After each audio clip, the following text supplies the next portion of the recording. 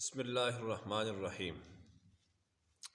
عن بریدة رضی اللہ تعالیٰ عنہ قال سمعت رسول اللہ صلی اللہ علیہ وسلم یقول الوتر حق فمن لم یوتر فلیس منا الوتر حق فمن لم یوتر فلیس منا الوتر حق فمن لم یوتر فلیس منا. رواہ ابو داود. حضرت بریدہ اسلمی رضی اللہ تعالیٰ عنہ فرماتے ہیں کہ میں نے نبی کریم صلی اللہ علیہ وسلم کو فرماتے سنا کہ آپ صلی اللہ علیہ وسلم ارشاد فرما رہے تھے کہ وطر حق ہے اور جس نے وطر نہ پڑھے وہ ہم میں سے نہیں. یہ 3 مرتبہ فرمایا کہ وطر حق ہے، جنہوں نے وطر ادا نہ کیے وہ ہم میں سے نہیں.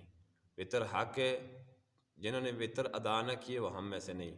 ابو داود کی روایت ہے.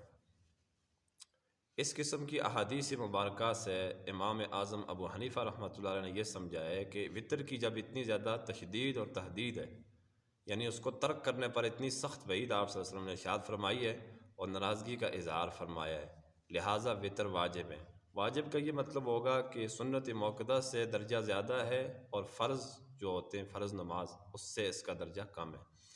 اس لیے وطر کے بارے میں ابھی احادیث تو کافی آ رہی ہیں، اس کی قرات کے بارے میں، اس کے طریقہ کار کے بارے میں. تو البتہ اس پہ جو مستند احادیث ہے وہ یہ ہے کہ 3 رکعت وطر ہے، 3 رکعت نماز وطر ہے، تو وہ ادا کر کے پڑھنی چاہیے. 2 عشاء کی جو سنتیں ہیں، اس کے بعد 2 نفل ہیں، 2 نفلوں کے بعد 3 وطر ہے. تو تھوڑی سی دیر لگتی ہے، ان کو ادا کر کے پھر سونا چاہیے. ایک حدیث مبارکہ میں یہ آتا ہے کہ وہ آ بھی جائے گی اجعلوا آخر صلاتکم باللیل وطرا، عشاء کی نماز کے بعد اپنی آخری نماز وطر کی نماز بنا لو، یعنی عادت بنا لو اس کی.